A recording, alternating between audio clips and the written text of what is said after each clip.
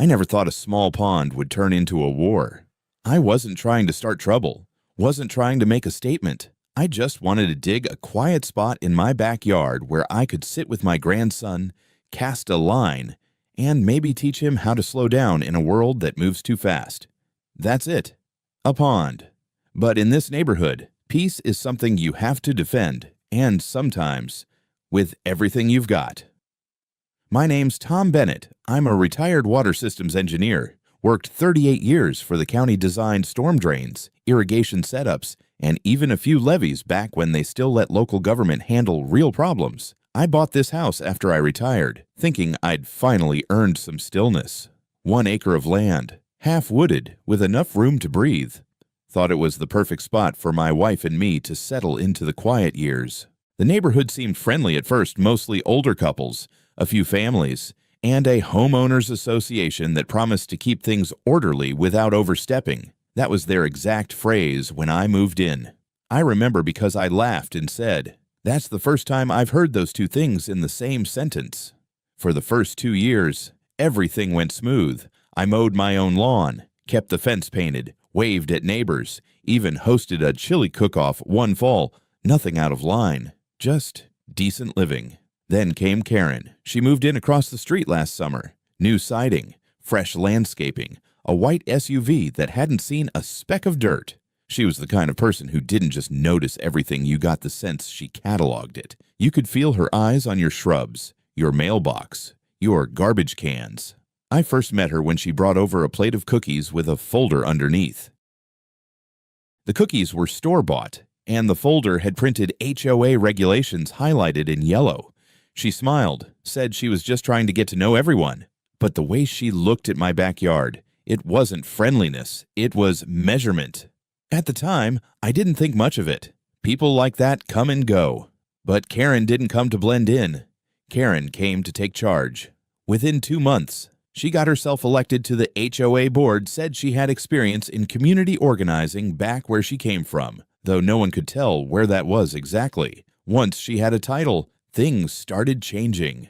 New policies popped up out of nowhere. Pet leash reminders, lawn height notices, complaints about visual clutter, which turned out to mean one guy's bird bath and another woman's porch swing. Karen was on a mission, and apparently, my little project was next on her list. See, I'd been planning that pond for over a year. Nothing massive. Just a 15 by 20 foot spot, maybe 3 feet deep at most. I'd already pulled the permits from the county, had a soil test done, and even spoke with a landscaper friend to make sure everything would stay clean and properly drained. No fish farming, no fountains, no invasive plants, just a natural pond. Peaceful. I started staking out the area one morning in early March. It was cold, the grass still yellow from winter. My grandson, Henry, came over with his little plastic shovel, excited beyond reason. I snapped a photo of him with the first scoop of dirt in his hand. He called it Grandpa's Lake. That same afternoon, I noticed Karen standing on her porch with her arms crossed. She didn't wave, just stood there, watching. The next morning, there was an envelope taped to my door. No name, no return address. Inside, 3 printed pages of HOA regulations, a photo of my backyard taken from across the street, and a sticky note that said, "This activity may be in violation of HOA guidelines. Please cease immediately pending board review." No signature, no phone number, just that. I stared at the photo for a long moment. She had zoomed in enough to catch my little orange survey flags fluttering in the breeze. I could even see Henry's tiny shovel in the corner. The note wasn't a request. It was a threat. Still, I wasn't worried, at least not yet. The HOA can't override county permits. I figured she was bluffing, or just trying to scare me into stopping. But something about it stuck with me. Not the rules, not the paper. It was the tone. That's when I realized Karen wasn't just about regulations. She was about control.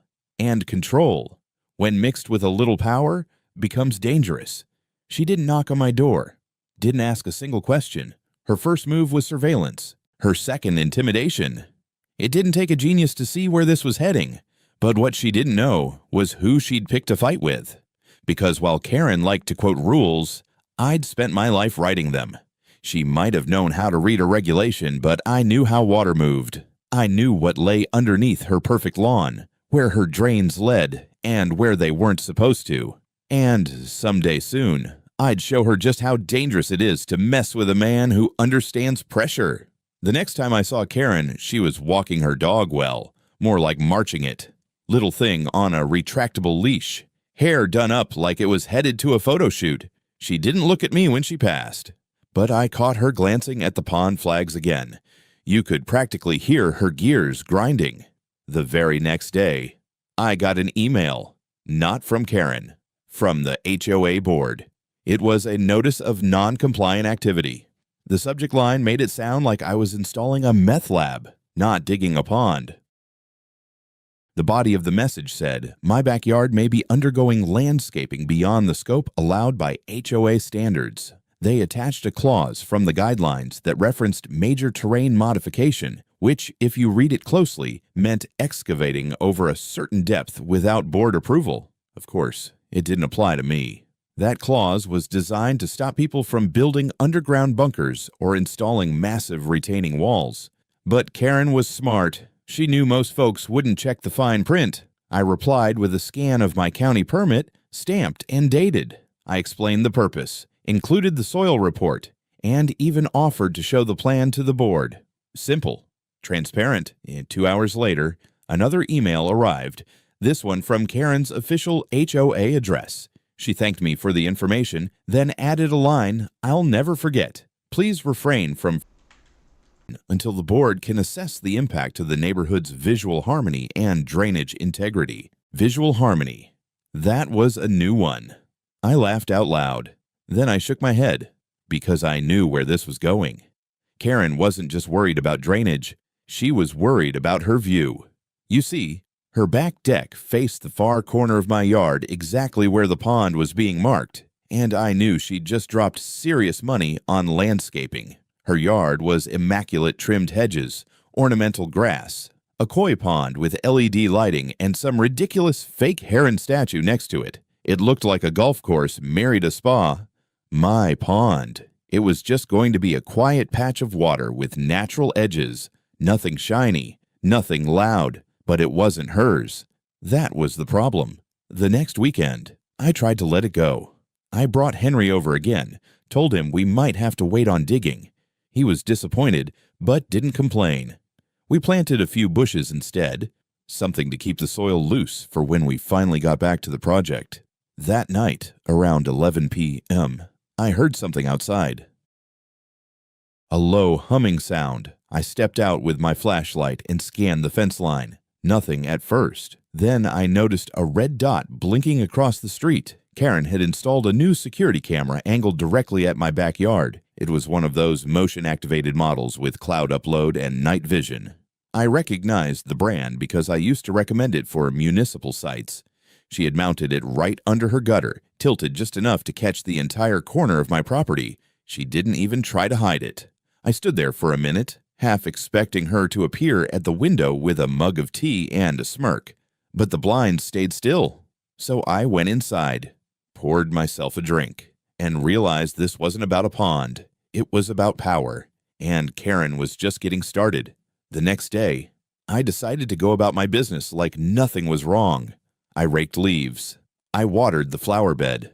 I waved at the neighbor across the street, who awkwardly waved back like he wasn't sure if I was now a criminal. Then, a white envelope showed up in my mailbox. This one had a return address, HOA Disciplinary Committee. I didn't even know we had one. Inside was a letter signed by Karen and one other board member. It was a formal summons for an informal review regarding the unauthorized landscaping activity. An informal review conducted at the community clubhouse. No witnesses, no minutes, just a friendly meeting to resolve confusion. Classic HOA nonsense. That's when it hit me this wasn't incompetence.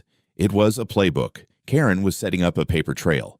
She wanted to build a case, one that could be weaponized if I pushed back, maybe even force me to undo the project at my own expense. She knew that most people, especially retirees like me, didn't want to fight. She was counting on that. But what she didn't count on was me. I didn't work 38 years in county infrastructure to be pushed around by a clipboard tyrant with a superiority complex. And I wasn't alone. A few days later, I got a knock at the door. It was my neighbor from 2 houses down, Rick, a retired electrician. He looked uncomfortable, like someone who'd just switched sides in a long war. He said, "Tom, I don't know what Karen told the board, but I heard she's trying to get a vote passed to fine you per day until you stop digging. That ain't right." I thanked him, told him I appreciated the heads up. Then I asked him one question. "Do you know where the main storm drain junction is for this block?" His eyes widened just a little. He nodded. "Same place it's always been." Why I smiled? Because it's about to become the most interesting piece of real estate in this neighborhood. Folks, if you've ever had a run-in with a power-hungry HOA board or a nosy neighbor like Karen, you know the feeling. That pressure in your chest, that sense of helplessness. Let us know where you're watching from today. And if you're new here, don't forget to like this video and subscribe to join our growing community. These stories aren't just entertainment, they're real, and they matter, especially when the people in charge forget that rules aren't weapons. It only took a week after that so-called informal review for Karen to show her full hand. I arrived at the clubhouse that Tuesday morning, expecting to speak to 3 HOA members in a quiet room, maybe clear the air and explain that I'd followed every legal step a homeowner should. Instead, I walked into a full committee meeting, 7 board members seated at a long table like they were holding a criminal trial. Karen sat dead center, arms folded, glasses on, tapping a pen with just enough rhythm to get under your skin. And next to her, a printed packet, neatly clipped, labeled Violation Documentation Thomas Bennett. I hadn't even said a word yet. They asked me to sit. Karen immediately launched into a speech about community integrity and preserving the character of the neighborhood. She showed printed photos of my backyard taken from multiple angles, clearly not just from her camera anymore.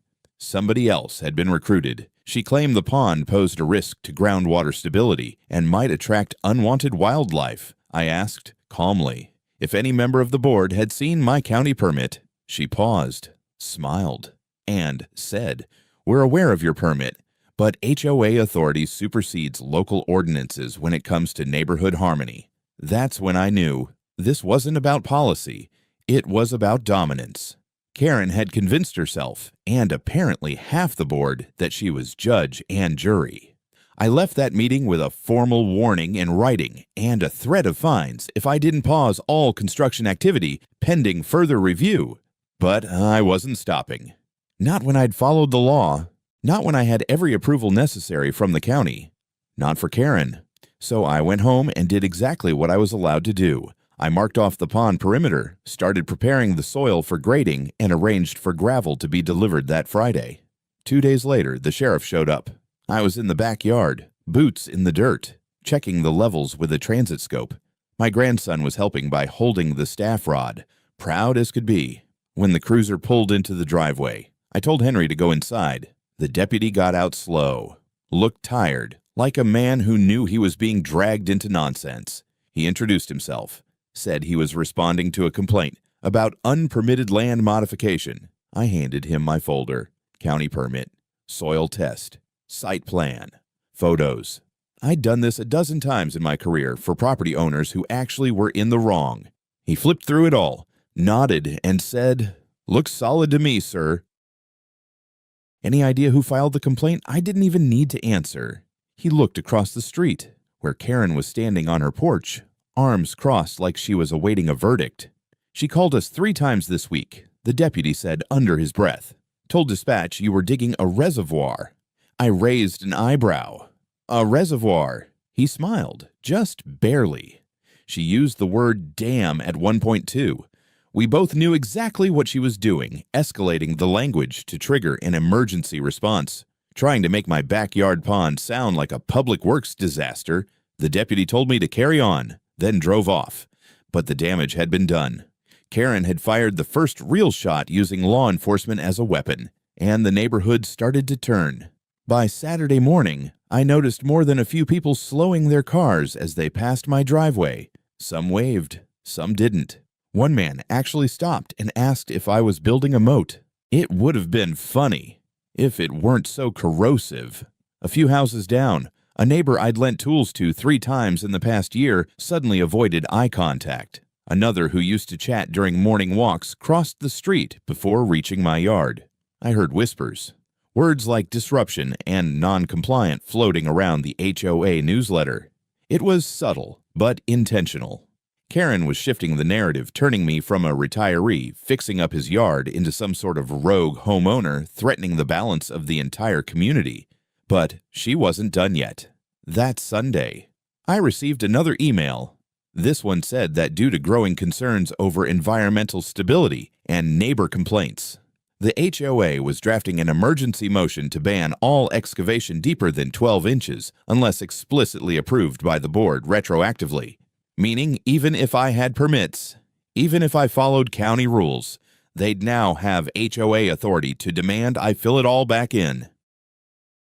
I stared at the screen for a while. I wasn't even angry anymore. I was impressed. Karen didn't just throw rules at people, she manufactured them. And, for the first time, I started to understand why she moved here in the first place. Some people don't want to live in a community. They want to own it. Not with deeds or money, but with fear, confusion, and a weaponized rulebook. She thought I'd fold. She thought I'd say, forget the pond, it's not worth the trouble. But I've known people like Karen before, just never this close to home. She thought she'd buried me under paperwork. What she didn't realize was that I know how to dig. They say you can tell a lot about a man by how he handles pressure. I always thought I handled it well. 40 years in public service taught me to keep a level head, to think before reacting. But I'll be honest, this part of the story, it shook me. Not because of what Karen did to me directly, but because of what she did to my family. My wife, Linda, is a quiet woman, sweet, gentle. She spends her days tending the garden and reading mystery novels on the porch. She's not the type to gossip, and certainly not one to get caught up in neighborhood politics. But that didn't protect her. It started with looks, subtle glances from neighbors she used to chat with. Then, someone left a note in our mailbox.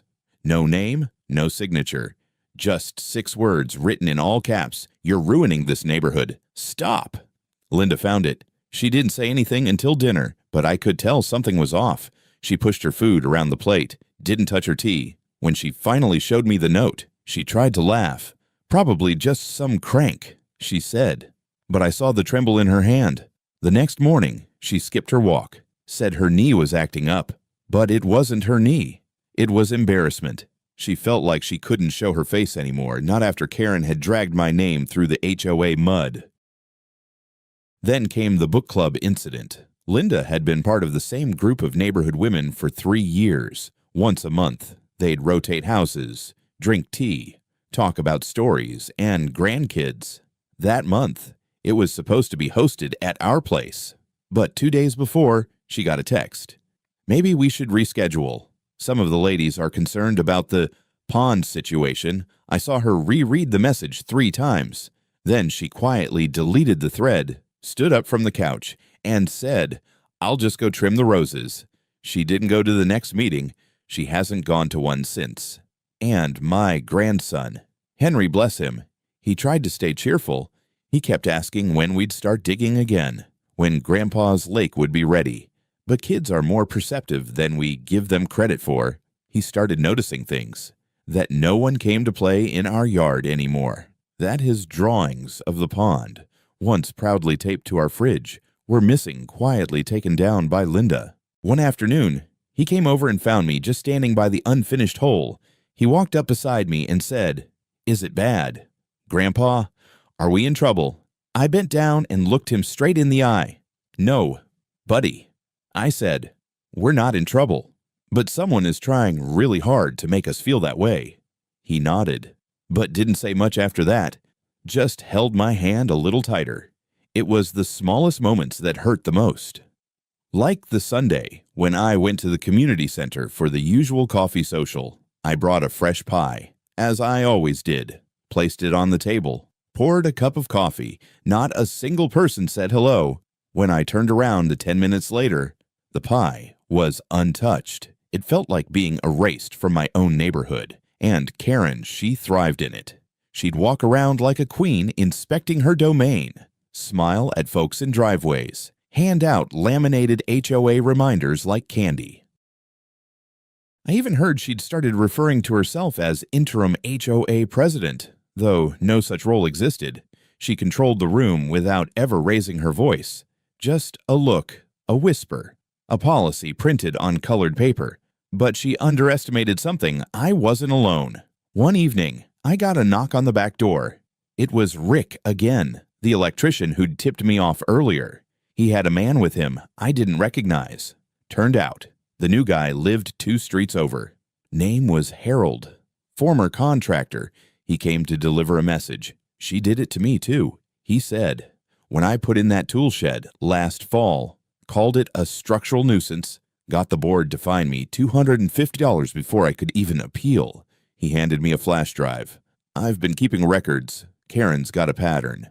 And I think you might be the one to stop it. Inside were photos, emails, HOA memos, and something even more useful, a complaint Karen had filed 6 months ago about a neighbor whose downspout drained slightly into public land.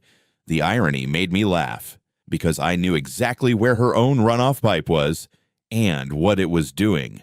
That night, after Linda went to bed, I sat alone in the den, flash drive in one hand, glass of bourbon in the other. I looked out at the dark corner of the yard where our pond was supposed to be. The flags were still there, fluttering like little soldiers refusing to retreat. And in that moment, something in me shifted. I wasn't angry anymore. I wasn't sad. I was focused. Karen thought she'd buried me with shame. Thought if she made enough noise, the neighborhood would forget the truth. But the truth was patient, and I'd just been handed the first piece of it. I wasn't always the quiet retiree trimming hedges on a Tuesday morning. I spent decades in county waterworks mapping, managing, and correcting the kind of mistakes that cost cities millions. Stormwater control, drainage integrity, irrigation rights. I knew the language, the codes, the loopholes. I'd trained engineers fresh out of college who are now running regional offices. So when Karen tried to twist HOA language into legal weapons, she assumed I was just another old man with a shovel. She didn't know I was the guy who used to sign off on municipal blueprints. After Harold and Rick left that night, I went digging, but not in the dirt. I pulled out my old field laptop, a beat-up little tank I hadn't used in years. Still ran slow, but all my archived maps were there. I loaded up a satellite image of our subdivision overlaid with the original utility plans. These weren't the decorative diagrams HOA printed for welcome packets. These were the blueprints filed with the county when the neighborhood was first built real infrastructure. It took me 10 minutes to confirm what I'd suspected. Karen's koi pond, pristine as it looked, sat directly over the main runoff line for the neighborhood's stormwater management system. There were regulations about that, very clear ones. Decorative water features had to be positioned at least 10 feet from any major subsurface drainage. Hers 4 feet, and worse. She'd added a small motorized pump to circulate her water, which, according to Rick's earlier photos, fed into a plastic flex pipe that drained right into the shared runoff trench. That was illegal. It was also stupid, because that line didn't just run under her yard, it ran through mine before hitting the main outflow junction down near the back fence. I'd seen it marked years ago during a routine inspection. She was quite literally dumping her filtered water into a shared system and complaining about my pond like I was the threat. I smiled, not out of spite, but with purpose. Karen had been so obsessed with controlling everyone else's land, she never stopped to think anyone might look at hers. I spent the next few days collecting. I took photos, daylight shots, zoomed in images of the pump, the pipe, the slope of her lawn. I flagged a muddy runoff trail leading right to a capped drain opening on my side of the property line. I checked the county ordinances highlighted, printed, documented. Then I drove to the county recorder's office. It had been years since I'd been in that building, but the smell of paper and toner was the same. I pulled the original stormwater easement plans for our HOA district, made certified copies, and requested a review of any recent complaints filed under the subdivision's address. Sure enough, Karen's name popped up on 4 prior filings, 3 of which had been denied. She was no stranger to crying wolf.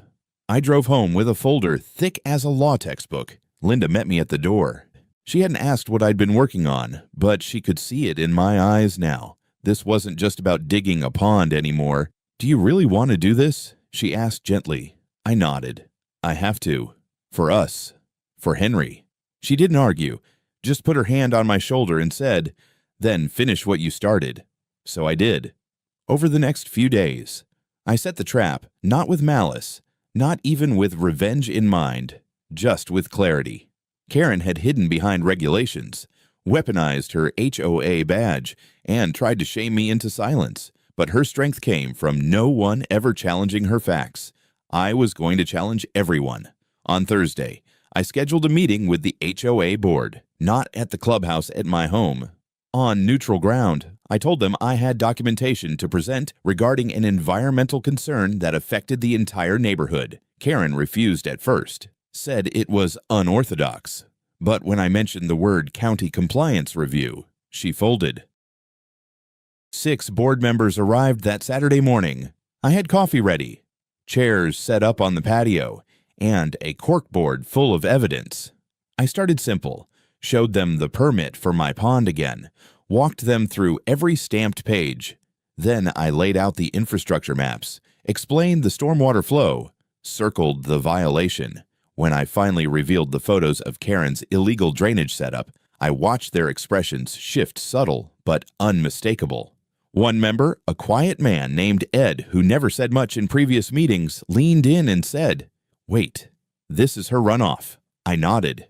And this, I said, pointing to a time-stamped video, was taken the same day she filed her complaint against me. They asked questions. I had answers. They checked her past complaints. I had those too. One by one, the gears began to turn. Karen didn't speak for the first 10 minutes. She just sat there, arms crossed, trying to keep her composure. But the truth was undeniable, and so was the silence from the others. I ended the meeting with one simple statement: I have never broken a rule here, but someone has. And if we allow this kind of selective enforcement to continue, it won't be long before the next person gets ambushed. That night, I didn't sleep much. Not out of anxiety, but anticipation, because I knew the storm was finally shifting direction. And Karen, she was about to learn what it feels like when the water starts flowing back. They say the darkest hour comes right before the dawn. And let me tell you, Karen made sure mine came with thunder. I figured after the presentation, the board would take a breath. Maybe dig deeper into the violations I'd presented. Maybe, just maybe, Karen would back off, lick her wounds, and let things settle. I underestimated her ego, because when people like Karen feel the walls closing in, they don't retreat, they detonate. It started with an email blast.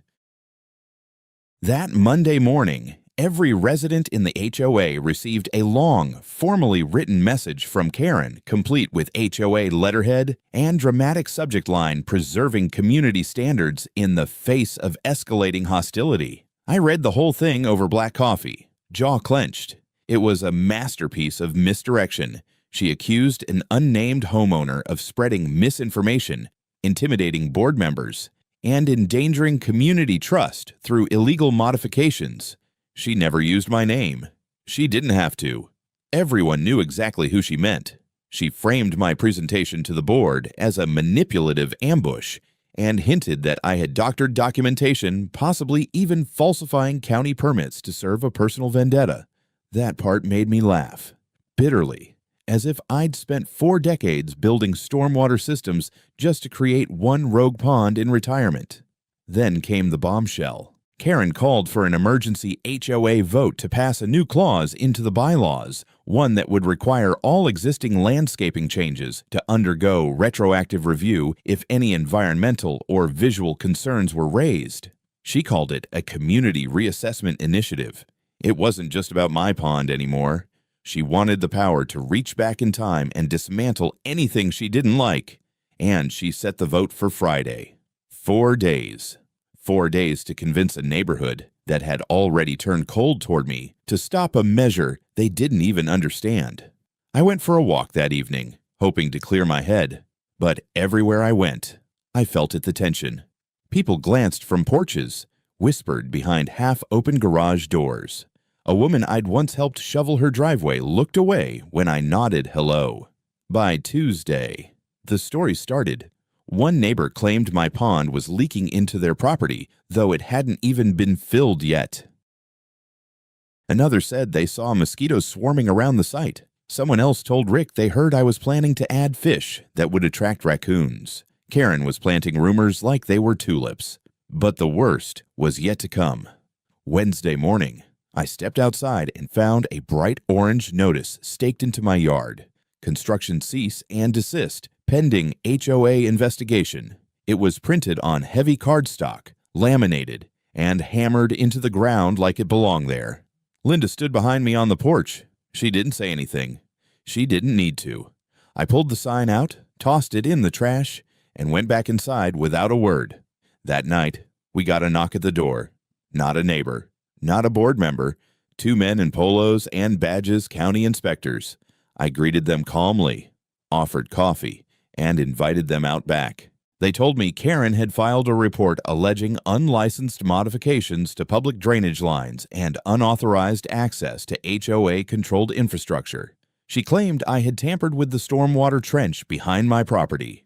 I nearly laughed. She was accusing me, the former head of water infrastructure engineering, of illegally altering drainage, but I held my tongue. Instead, I walked them through everything, showed them the county-approved plan, the site measurements, even the stormwater blueprints I'd brought out of retirement. I explained the flow path, the angles, the trench grading. I could see their eyes light up when they realized they weren't dealing with some backyard hobbyist. They left with smiles and handshakes, said they'd be closing the report as baseless. But the damage was done. Karen didn't need a win. She needed noise, confusion, delay, and she got it. The next morning, I got a phone call from Ed, the quiet board member. "They're leaning toward passing the new clause," he said softly. "Karen's whipped up a storm. People are scared. She's telling them it's not about you, it's about order. Order." That word hit me harder than I expected, because that was my whole career, bringing order to chaos, structure to messes no one else wanted to fix. And now I was being painted as the chaos. Ed paused before hanging up. "Tom, you got any more cards to play?" I stared at the pond flags waving in the morning breeze. I thought about Linda, about Henry, about every time someone like Karen got away with this because good people stayed silent. "Yes," I said. 1. It was time to stop defending myself. It was time to strike. By the time Thursday rolled around, I had everything I needed: documents, footage, maps, names, dates. But more importantly, I had something Karen couldn't fake: authority. She had spent weeks portraying herself as the voice of order, the keeper of the rules. But that was the thing: she didn't write the rules. She didn't even understand them. She just waved them around and hoped no one would look too closely. I was done hoping. At 9 a.m. sharp, I drove to the County Water and Environmental Services office, not as a concerned citizen, as a former department head with decades of service and connections that still respected my name. I asked for Carla Sanchez, the current regional manager. We used to work together. I trained her back when she was fresh out of Georgia Tech. Her face lit up when she saw me. "Tom Bennett, haven't seen you in ages. What brings you in?" I laid the folder on her desk. "An HOA in my neighborhood is about to vote on a rule that would let them override county-approved permits and enforce retroactive landscaping penalties, including shutting down a pond project that passed inspection." She flipped through the pages, eyes narrowing with every turn. I pointed to the infrastructure map. "More than that, one of their board members is illegally draining a decorative feature into the stormwater system without a filtration buffer. That's a direct violation of County Code 14-3C, and she's accusing me of causing environmental harm." Carla leaned back and exhaled. "You're kidding." "I wish I were." She closed the folder. "Leave this with me. I'll start an inquiry immediately. And, Tom, if she's as loud as you say, we'll make sure the paperwork's louder. By noon. I had an official letter in my inbox from the county office stating they were launching a formal investigation into improper stormwater discharge originating from Karen's address. But I wasn't done. That afternoon, I walked into the community clubhouse where the HOA meeting was already underway. I'd requested time to speak just 5 minutes before the vote. Karen was at the front as usual, clipboard in hand, sipping water like she owned the building. The room was packed, maybe 30, 40 residents. Some I knew well. Most just knew of me now. When they called my name, I stepped forward, nodded once, and looked straight into Karen's eyes. She didn't flinch. She thought she still had the upper hand. I cleared my throat. No theatrics, just truth. My name is Thomas Bennett. Some of you know me as the guy digging a pond. Some of you have heard things that make it sound like I'm reckless, hostile, a threat to this neighborhood's order. I held up a document. This is my county permit, fully approved, verified again yesterday morning. I held up another. This is a letter from the County Water and Environmental Services Office. They are now investigating illegal water discharge from another property in this neighborhood discharge that's been flowing into our shared stormwater trench without a permit, without inspection, and without your consent. I looked around the room. Faces shifted, eyes darted. I took a breath. I spent my life designing water systems. I've approved more drainage maps than Karen has printed HOA flyers. I didn't move here to cause trouble. I moved here to retire in peace. But peace, I said slowly, is not the same as submission. I walked over to the projection screen and plugged in a USB drive. A video played aerial footage taken by Rick's drone. It showed Karen's koi pond, the tubing, the small pump kicking on and sending water straight into a slope that disappeared behind my fence line. The room went silent. Then, I showed the time-stamped photo I took from my yard, the runoff trail, the exact alignment with the HOA storm trench.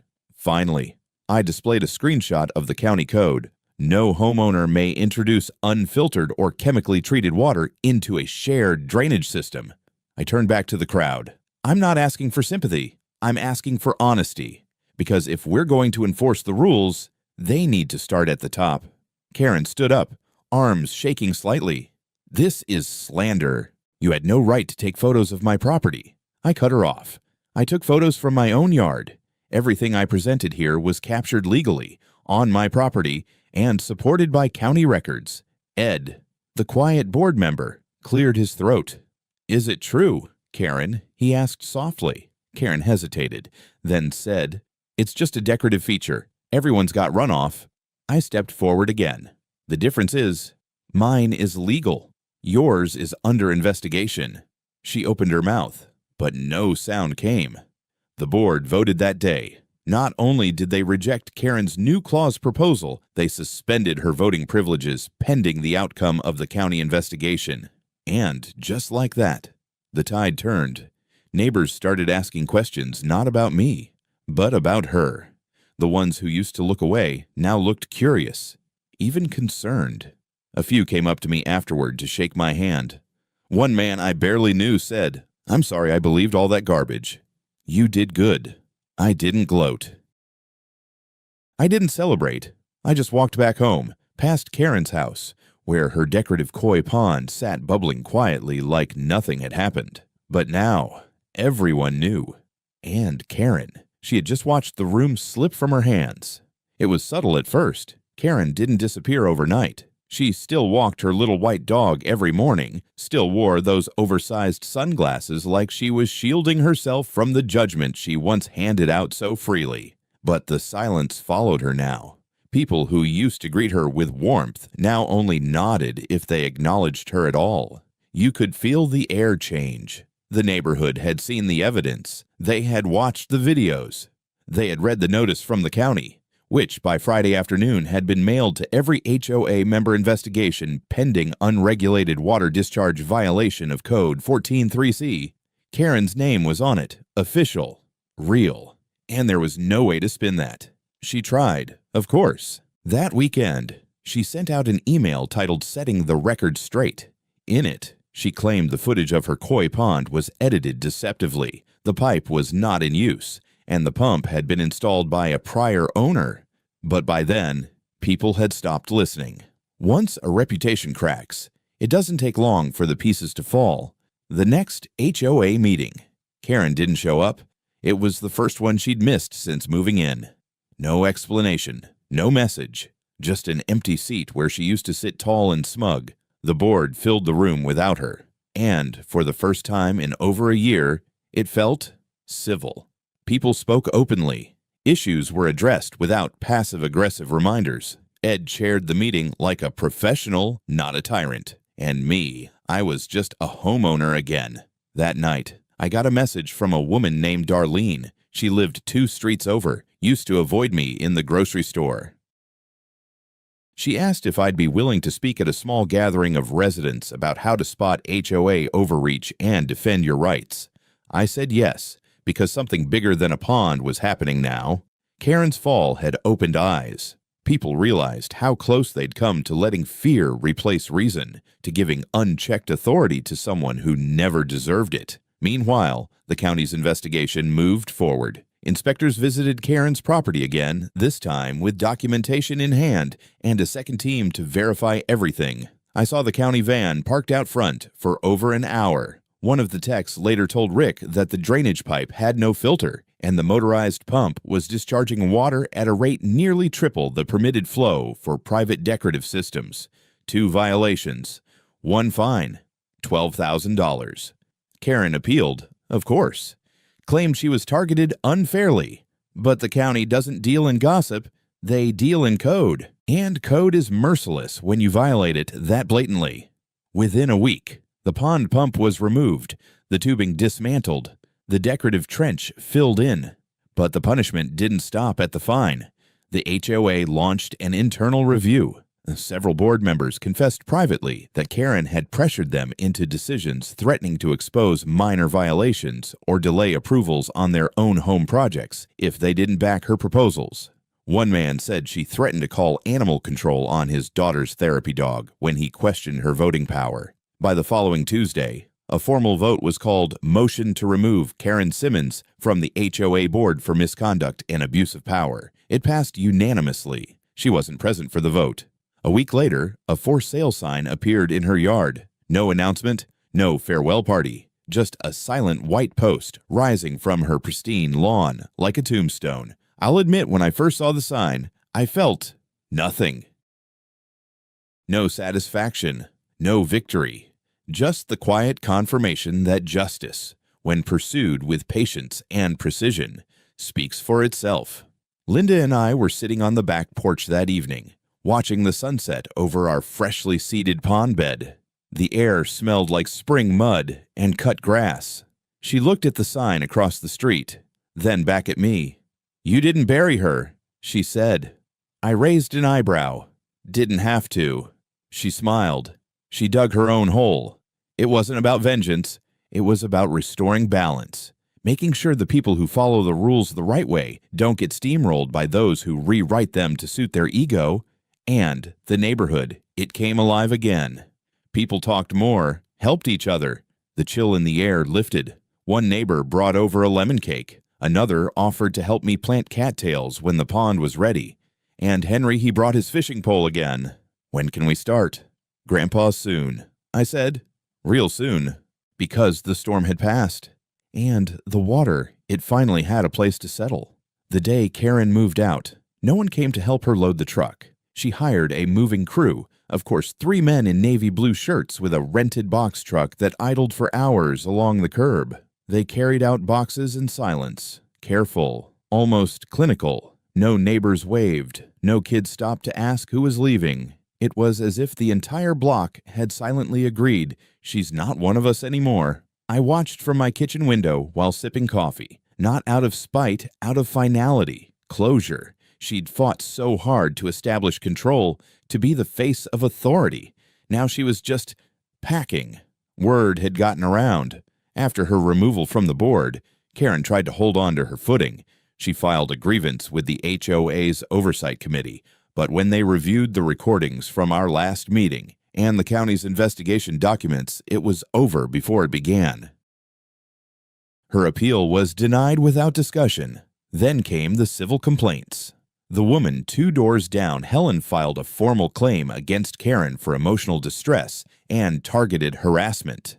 Apparently, Karen had threatened to report Helen's adult son for unauthorized occupancy because he moved home after losing his job. Another neighbor followed suit, stating Karen trespassed onto their property to inspect a compost bin she claimed was violating waste disposal standards. She took photos without permission and even sent a letter with the subject line, "We see everything." Creepy doesn't begin to cover it. When the HOA's insurance company caught wind of the number of complaints tied to Karen's name, they issued a statement any board member found guilty of abuse of power could be held personally liable for resulting legal fees and settlement costs. That was the final nail. Karen listed her house within 48 hours. Price to move, below market value. Even then, she couldn't leave quietly. Rick told me she went around the week before her departure, slipping printed letters into mailboxes, one last attempt to justify herself.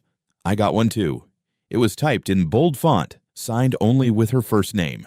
She blamed the HOA for being weak, the board for turning against her, and accused me of bullying her into silence. She ended the letter with a quote, "All it takes for evil to triumph is for good men to do nothing." I laughed, because I'd done something. I'd spoken up. I'd stood my ground. I'd exposed the truth. And now, the one who'd weaponized that quote against everyone else was gone. By the following Monday, her house was empty. Curtains down, for sale sign flipped to sold, and just like that, the reign of Karen Simmons ended not with shouting, but with the dull thud of a door closing for the last time. But the consequences stretched further than her departure.